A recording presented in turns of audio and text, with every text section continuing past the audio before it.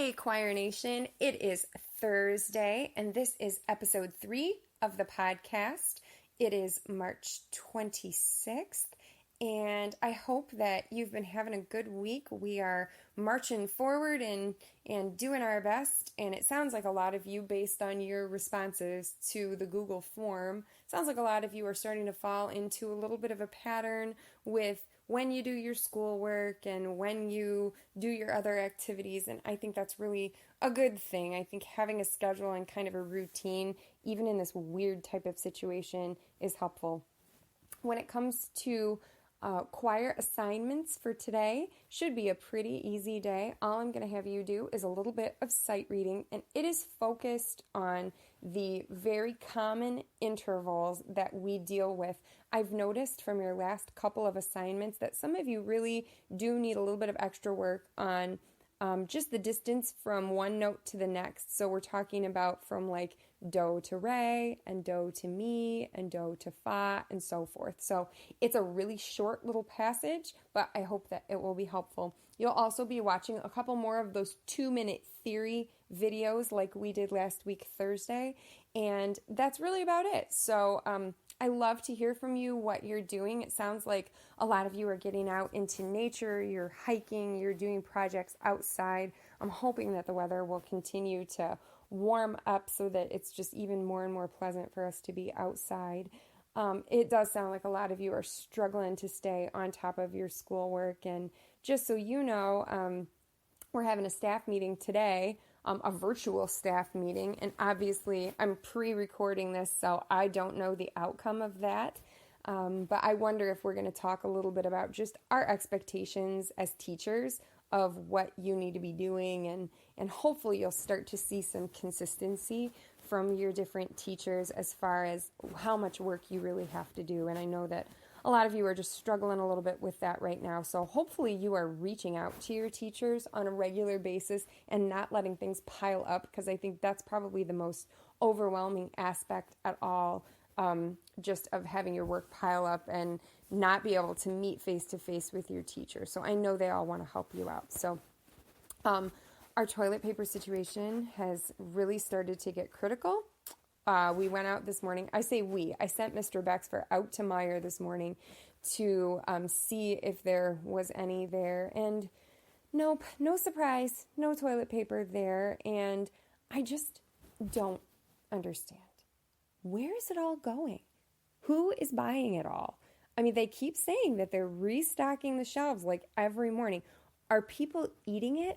Are they making like masks out of it? I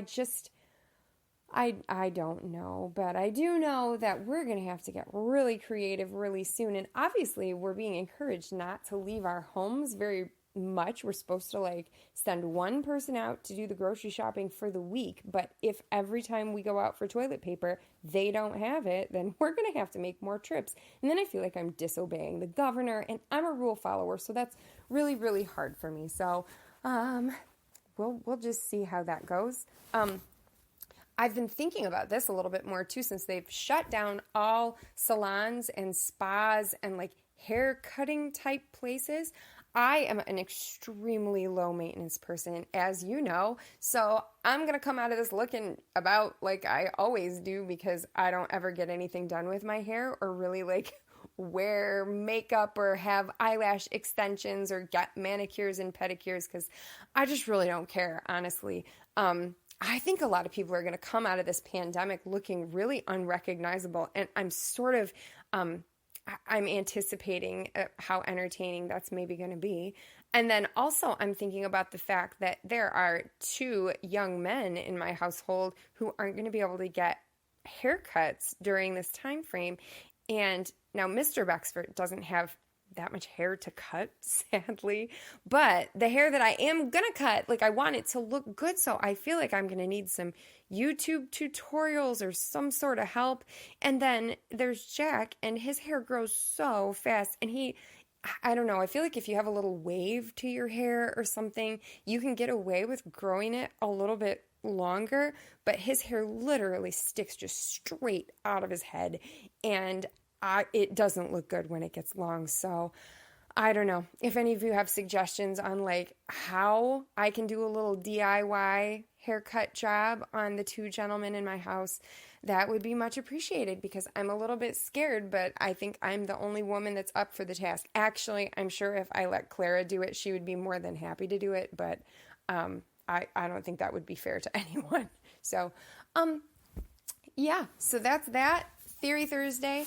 One other thing that I was thinking we could do for today would be Thoughtful Thursday. A couple things to maybe brighten somebody's day that you could do if you're bored. One thing you could do, and I've seen this around, if you're in a neighborhood where there are a lot of people just walking around on the sidewalk because everybody's being encouraged to get out and walk and get some physical exercise. You know, there's that little kid's book that's called We're Going on a Bear Hunt.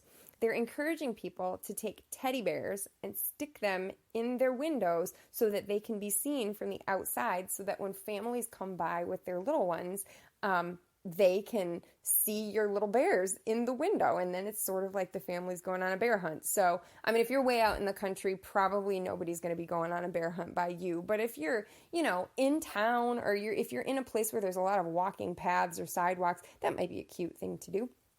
Another thing that has been brought up that I think is really, really smart is these people who are in nursing homes and assisted living facilities, they haven't been allowed to have any visitors at all. No family members, nobody, since before everything's been locked down.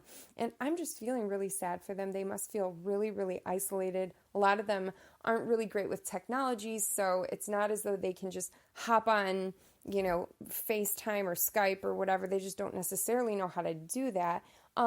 I have read about people who are just writing cards, or maybe drawing something, doing some correspondence, and then just sending it to the nursing homes in the area, just in a big envelope, to be distributed to whoever just needs their day to be brightened. So if you're creative, a lot of you have talked about how you have enjoyed drawing or picking up some painting skills. Well, if you've drawn stuff but you don't know what to do with it, that might be something really, really sweet and kind for you to do. Okay, and here's the last one, and this might make a real difference. So I was reading about how Meijer and Walmart and the big grocery stores are opening up hours for shopping that are only for senior citizens and people with like pre-existing health conditions.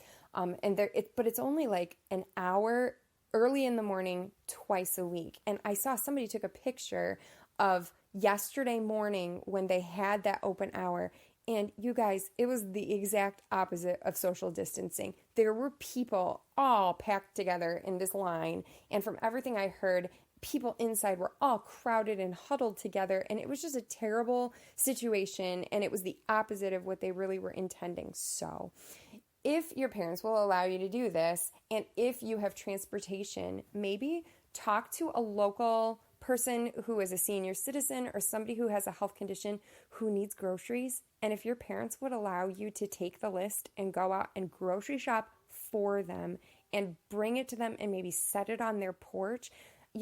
Shipped shoppers do the same thing, but they charge for it. So if there's somebody local or through your church, maybe talk to your pastor and say, hey, is there anybody who has this need? I am a healthy person. I could go out during normal hours. Because the ironic thing is during the normal hours that Meijer is open, evidently it was not busy at all. It was really during that early morning time when it was supposed to be reserved for those people that it was so busy. So those are some things you could do just to be thoughtful on a Thursday. And that's about all I have for you. Have a wonderful day.